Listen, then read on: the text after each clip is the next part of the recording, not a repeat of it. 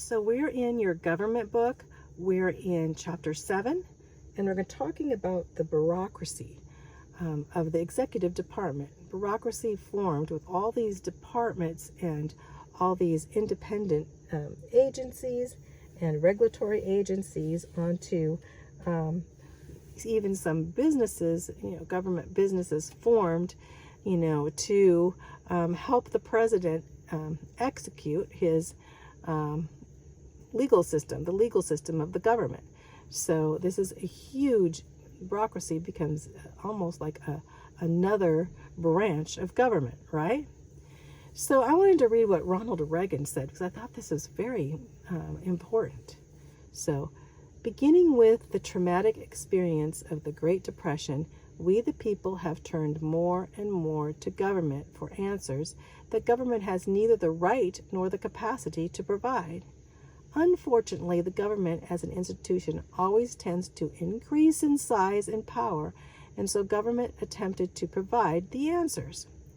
The result is a fourth branch of government added to the traditional three of the executive, legislative, and judicial branches, a vast federal bureaucracy that's now being imitated in too many states and too many cities, a bureaucracy of enormous power which determines policy to a greater extent than any of us realize, very possibly to a greater extent than our own elected representatives. And it can't be removed from office by our votes. It can't be removed by office by our votes. To give you an illustration of how bureaucracy works in another country, in England in 1803 created a new civil service position.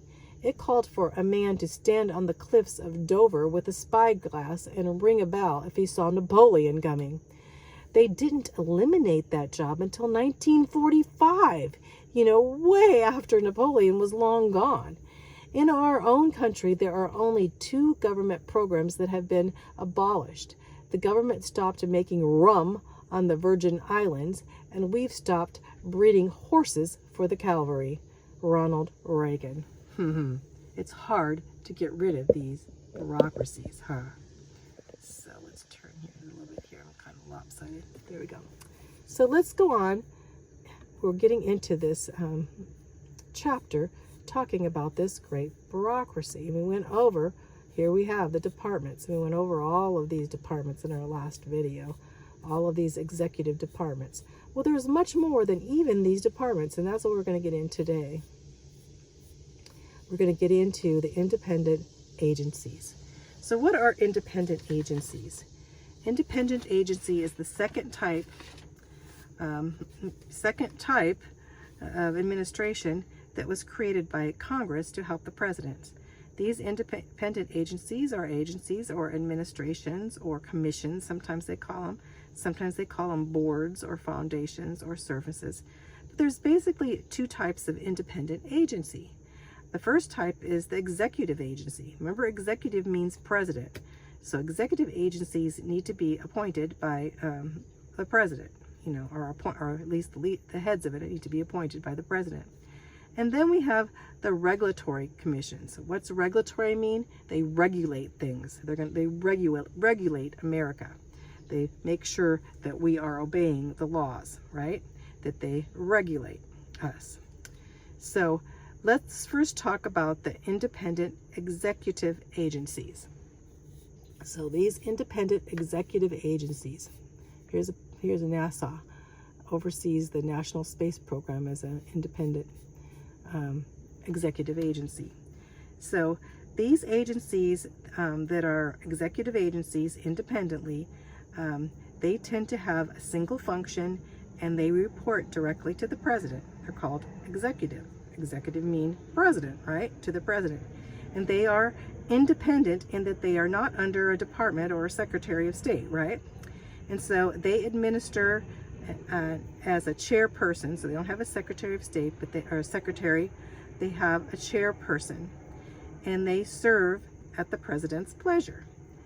A couple of these agencies are the GSA, which is the General Service Administration, And the General Service Administration, the GSA, manages the property of the executive branch, including the buildings, the furnishings, the supplies, the office equipment, the store records, and manages duties. So important. The GSA, the General Service Administration, is an independent executive agency underneath the president. Also, another is NASA. NASA is being that for the space program. In 1958, it was formed, the space program, national. As we see here, the National Aeronautics and Space Administration, NASA. Here's a picture of it. And that was organized as for the president, in 1958.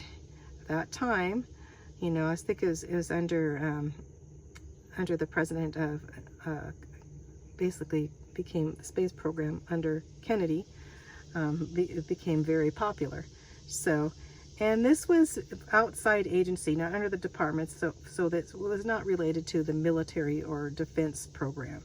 A lot of people wanted to put NASA under our defense, our Department of Defense, and they didn't want to do that, so they made NASA an independent executive agency. So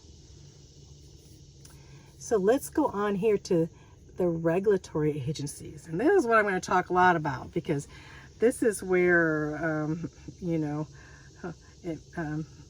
the rubber meets the road, in one sense, that we are concerned about America being regulated all the time, right? The independent regulatory agencies, they regulate some areas of American life. Initially, they were to regulate aspects of our economy, but then they got into our life. Since the 1930s, under FDR, Roosevelt, during the New Deal and Depression, some were established to regulate various industries and other activities of Americans. So that this was under a socialism, basically socialism, as FDR was trying to bring socialism and make it rampant in our government. So Congress passed what was called, during this time in the 1930s, the Enabling Act. And this purposed certain of these regulatory agencies. So let me just read what it says here, because as I read it, you'll find out more about what these regulatory agencies are and what the problem is with them in many senses. So it says, the broad, vague language enables the agency to interpret the law in almost any way it chooses. So they've given these agencies power and a broad, vague language, and that enables them to interpret law and also to interpret the law in any way that it chooses. So this is not good. Thus, empowered by Congress, the agency adopts specific policies to carry out the law. These rules have the force of the law. So here they've given an agency that law to carry out the law as they see fit.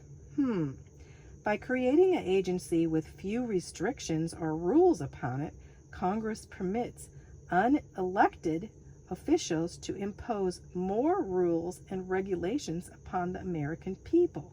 So basically giving these agencies power to regulate us.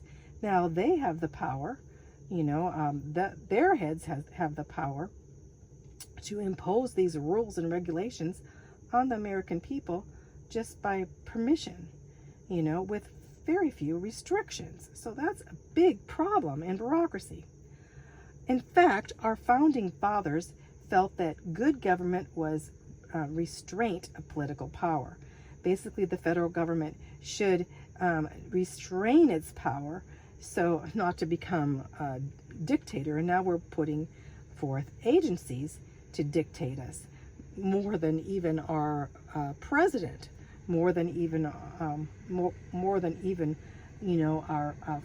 founding fathers would ever imagine. So now we have the creation of numerous agencies with open-ended guidelines to bring in rules and regulations that sneak them in, that we have not voted for these people in these agencies. We didn't vote for them to be in charge of us. So it's really is an iffy situation as we look to our Constitution. Our Constitution has not provided for these agencies, but there they are. So the federal regulatory agencies date back to ICC. So let's hear as it talks more about the ICC, the Interstate Commerce Commission, ICC. So what happened with the ICC? The Interstate Commerce Commission was made in 1887 to regulate these huge railroads. The railroads had, basically control barons in these railroads, and they wanted to regulate. So they brought forth to regulate these monopolies of railroads to the ICC. And very few were created in the early 1900s. Hardly any of these regulatory agencies back when. But the real surge again came in the 1930s under FDR, again, under his New Deal, under Roosevelt, during the Great Depression and on into World War II. So under the New Deal, tons of these regulatory agencies were created. There was a huge surge later on in the 1970s too. They were created mostly to regulate some aspect of our society. An example would be in 1965. We have an example here of let's go on to the next page, it tells more, the next page here, of the Equal Employment Opportunity Commission, EEOC, Equal Employment. Okay, it sounds really good. We really want equal employment. In 1965, the Civil Acts Rights of 1964 said that people were discriminated for job opportunities, and they were indeed. And this prohibited the discrimination in employment on the basis of race, religion, sex, or national origin. So, and which in a sense would be good. But the problem is in giving this commission here, this independent regulatory commission, that they could set forth what they thought they needed to do, and how they thought that they basically would give opportunity to say who was doing this and who wasn't doing this, right? It gave them a lot of power. So the more recent action has been given to the EEOC, the Equal Opportunities Commission, to include things like age. If someone is too old, or if someone is handicapped, and a lot of different other reasons too. When deemed necessary, they may file a lawsuit when they want to, and file a lawsuit against an employee or an employer in the midst of all this. So the EEOC has undertaken now what's called affirmative action program.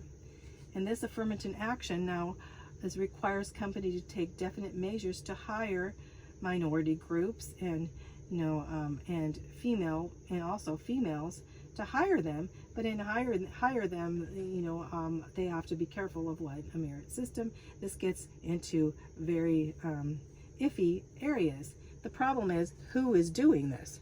Have we elected somebody to do this? The problem is the power that they can have. So the EEOC recently, and this is what makes me very, very angry, has attempted to regulate religious expression among employees. You're not to be able to express your religion or express God or in any way. You're not able to tell people about Jesus in any situation. So this even if you invite somebody to a church, they can say, "Oh, you are harassing me." Or if you have your Bible sitting out and you're reading your Bible at break, they said, "Put your Bible away. It's not allowed here. You are harassing us. The Bibles are illegal." Okay, we got a problem here, don't we? So, and who is organizing? Who are they reporting to? The Antichrist, maybe? Maybe. Well, anyway, regulatory agencies are independent of department control. So they're not under the departments of the presidency, so they're independent of department control. They have no control there. And they're largely independent of the presidents, too. So the president has no say in regulatory agencies after they get out of hand. And Congress does not even control them. So who the heck controls these regulatory agencies? So they cannot be easily dismissed at all by the president. They can't be dismissed by Congress at all. So what happens is the leaders of a regulatory system that was formed, the leaders serve a fixed term. So what happens is Congress has given them a fixed term, a number of years, that they can basically consist. But each of the leaders each of the board members of the commission of these regulatory agencies have 5 to 11 members there, and a lot of times all of these members may even be of the same political party. Can you imagine that? They're all have one goal, right? And they can be of the same political party, which is crazy. So now we see what political party will they want to be? A controlling political party, of course. And so they have 5 to 11 members, and they were appointed by the president or with the Senate approval for a fixed term. And this term is like 5 to 7 years.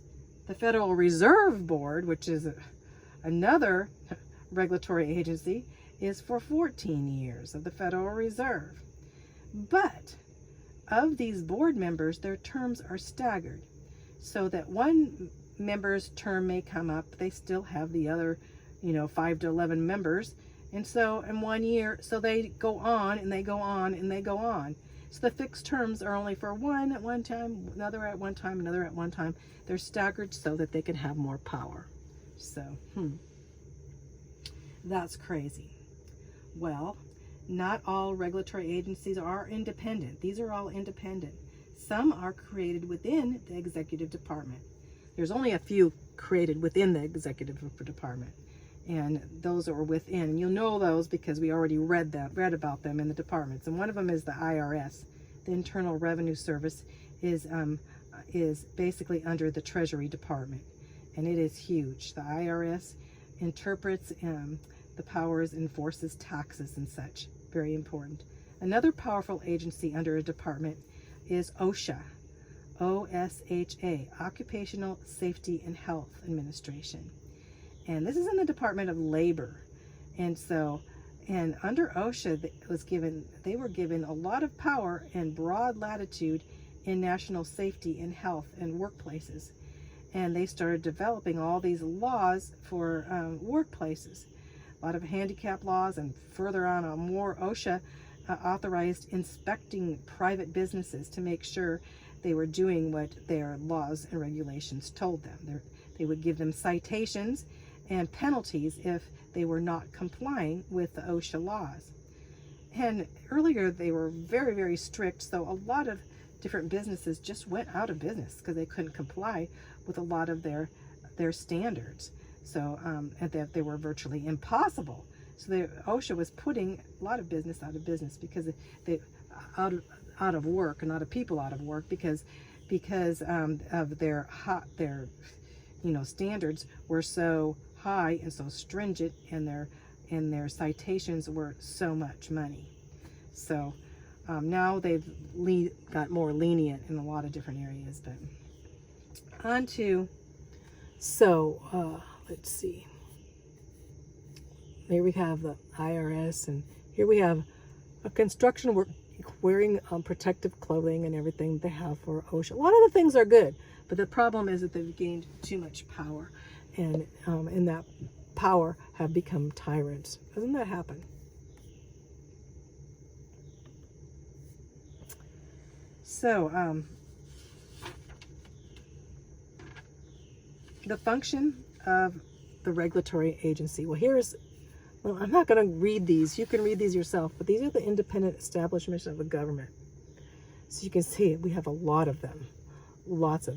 We have, just for some of them that is the CIA, Central Intelligence Agency. Let's see what else we have here.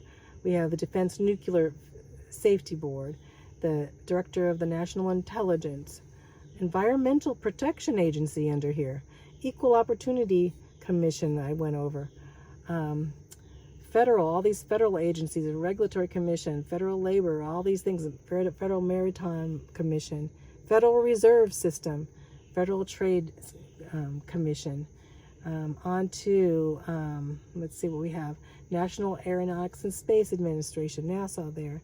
We went over. Let's go up here. We have Amtrak here. We have National Archives, National Credit Unions, on to National Mediation Boards. What else? Nuclear Office of Compliance. On. You just go look and see. We have Peace Corps. How about the Peace Corps under here? I never knew. Panama Canal Commission. We have Office of Government Ethics. Securities and Exchange Commission. Selective Service System. Selective service to bring forth, during wartime, right? Tennessee Valley Authority. We're going to talk about that too. That was formed under FDR. The United States Postal Service, the United States Trade and Development. All of these things are what? Independent establishment and government corporations. Some of these are both together, government corporations too. So, okay, let's talk about the function here. The function of the regulatory agency. Whether it's inside the department or outside the department, they issue many regulations for society. So how do they do this? Once a bill passes, a bill to become a law passes, the bill passes through both houses of Congress, and it's signed by the president, it becomes a law. Then they're called statutory laws. And these laws are created by the legislators and published 2 to 3 days after the president signs it. It's published. They're published in, they'll be published as slip laws. The statutory laws are called slip laws. And these are legal statutory publications. They have to publish these laws so people know, what these laws are so that we can obey them, right? So, the United States, here it says statutes are law. They take these slip laws and they put it in to, this is a publication of laws called the United States Statutes at Large. And they're put in this publication and they're charged, basically the agency is charged with implementing the law. So they make rules so they can enforce it. So they put in the statutes at large. Regulation is the rule-making process, and that's what this is the process of rule-making. It's called regulation. The agency making the rules enforces the rules, and it judges the legal cases too, so it's basically under both. So let's go on here. I want to talk about this more down here. It says, once the agency gets the statute, it will then publish its proposed laws in the Federal Register. This is what you really need to know is about the Federal Register. This publication gives individuals and businesses affected by regulations an opportunity to read the regulations being proposed and those being implemented. So you need to read it. Both interest groups and citizens have a chance to respond to the proposals then. And often the agency will hold a hearing on the proposal before issuing the final regulations. The agencies must wait at least 30 days before issuing a final regulation in the Federal Register. So we have these Federal Registers, right? And they issue into the Federal Register. Then the agencies wait 30 days before issuing the final regulation into this Federal Register. So we need to know about these Federal Registers, right? The Federal Register is published each day. This Federal Register tells all of the laws we have to obey, or such, businesses and such, published each day except weekdays and holidays. In 2011, the Federal Register had 82,000 pages. Can you imagine you have to read 82,000 pages? And later, all of these pages, these Federal Registers, will be organized by title in what was called the CFR, the Code of Federal Regulations. So we have the Federal Register, all these Federal Registers put together in the Code of Federal Regulation, CFR. The CFR, or the Code of Federal Regulation, is published each year, yearly publication, and lists all the regulations listed on that year, as well as previous years too in there. So the most recent CFR, the Code of Federal Regulations, has 200 volumes, and the volumes are of 160,000 pages. So, and you can look online and find the Federal Register and the CFR, the Code of Federal Regulations online. That's how many laws and regulations we have.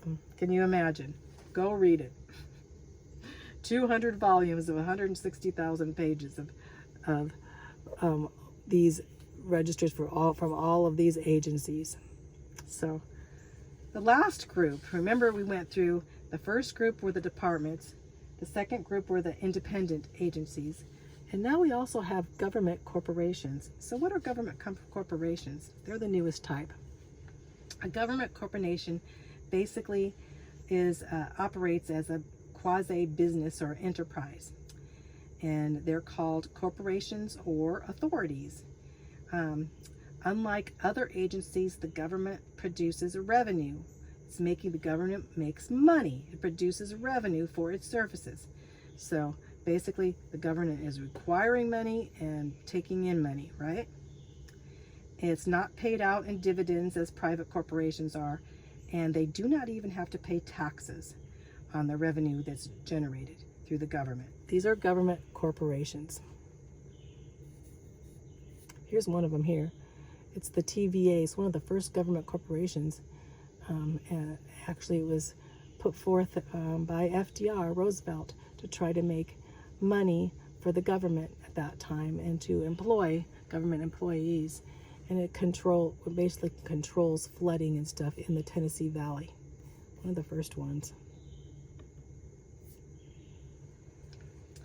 So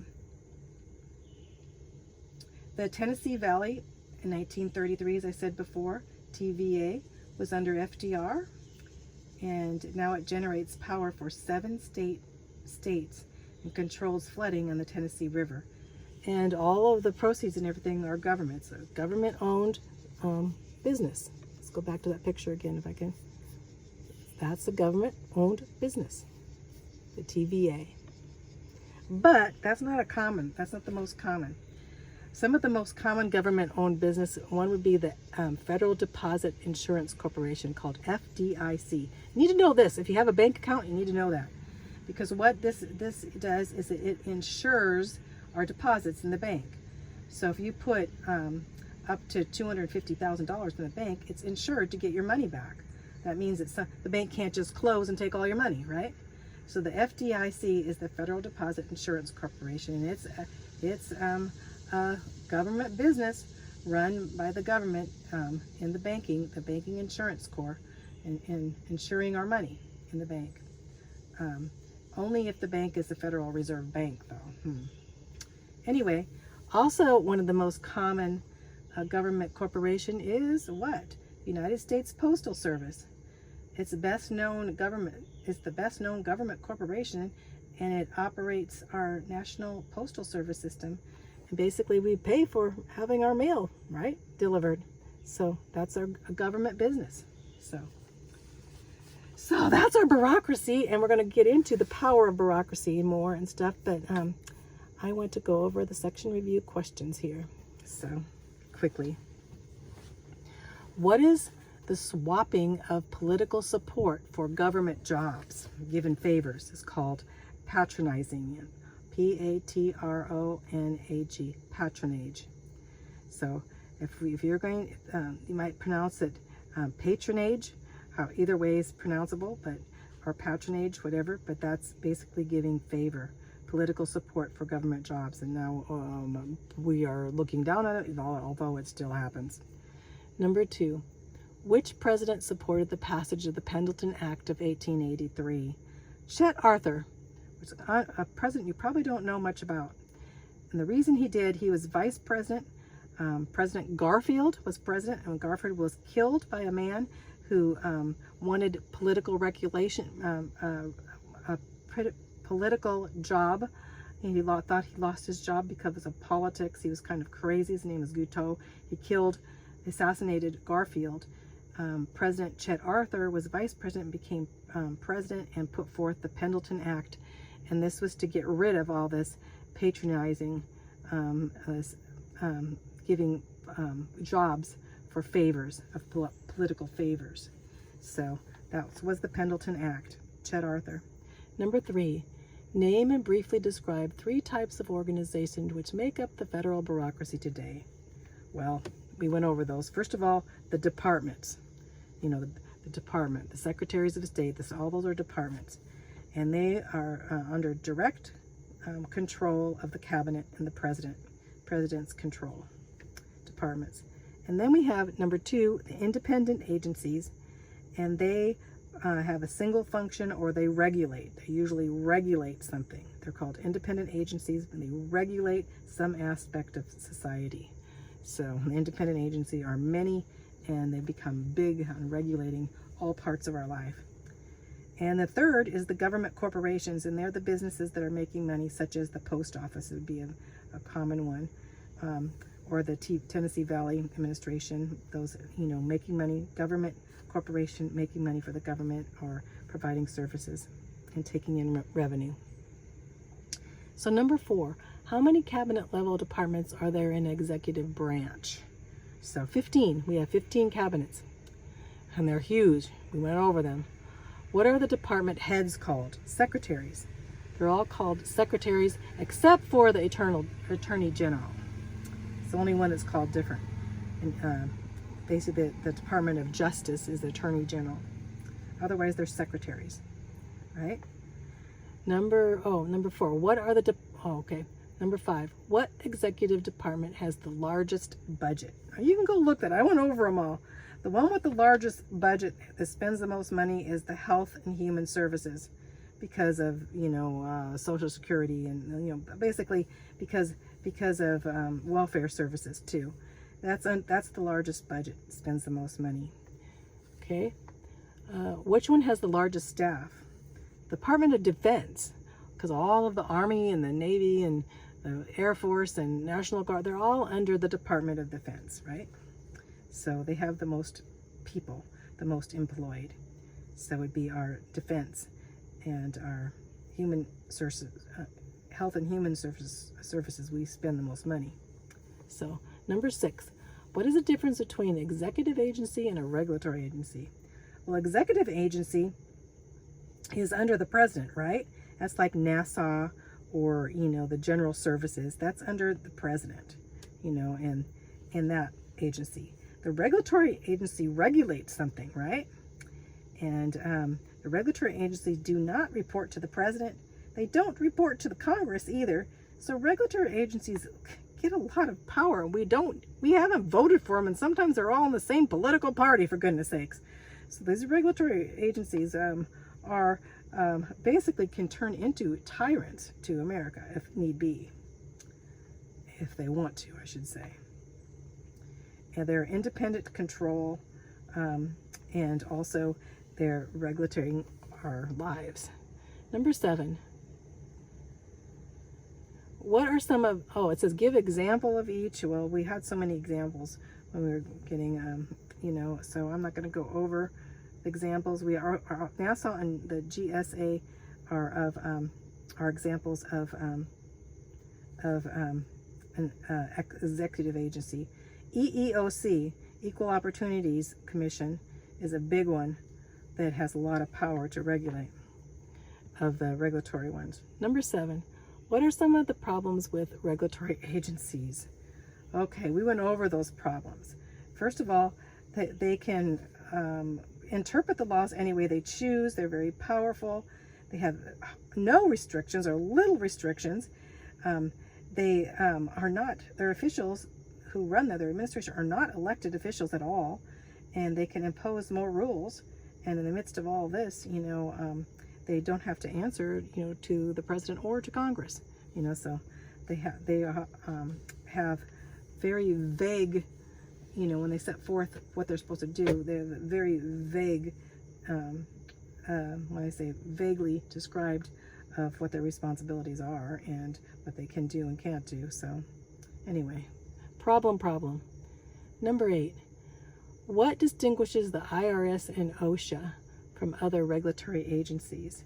They are created within the executive department, and they are not independent of the executive department. So they're right in the IRS is under the Treasury Department, and OSHA is under, you know, for safety, So each one of these are under the departments, even though they're humongous. Let's just say that. The IRS being one of the huge executive agencies, but they're under departments. So they're not independent. They're under the president. So, number 9, how are government corporations different from other agencies? They're public companies, right? They're actually companies that have a quasi-business. They provide revenue or money for services. And one of the biggest examples of this would be the United States Post Office. So it's basically a government business, right? So, okay. Whew, we got through that. We got through that section. Took us a while. This bureaucracy is huge, and we've got a lot of stuff to know about it. So we're going to go on to the next section, which is the power of bureaucracy. And we're going to go over there. The bureaucracy has so much power. So we'll go on to this in the next video.